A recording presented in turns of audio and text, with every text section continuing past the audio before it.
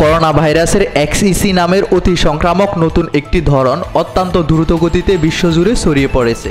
করোনার এই ধরন শীঘ্রই শক্তিশালী হয়ে উঠতে পারে বলে সতর্ক করে দিয়েছেন বিজ্ঞানীরা।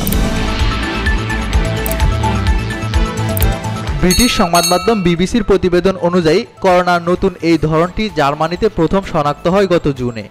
এরপর থেকে XEC ধরনটি যুক্তরাজ্য, মার্কিন যুক্তরাষ্ট্র, ডেনমার্ক এবং অন্যান্য কয়েকটি দেশে ছড়িয়ে পড়েছে। বিশেষজ্ঞরা বলেছেন, নতুন ধরনটি করোনার ওমিক্রন ভেরিয়েন্টের উপগোত্রীয়। তবে XEC ধরন নতুন করে রূপান্তর ঘটেছে। এর ফলে চলতি শরতে ইউরোপে করোনার নতুন এই ধরনের ব্যাপক বিস্তারের শঙ্কা তৈরি হয়েছে। যদিও করোনার টিকা এখনও গুরুতর ক্ষেত্রে এই ধরনকে প্রতিরোধে সহায়তা করবে।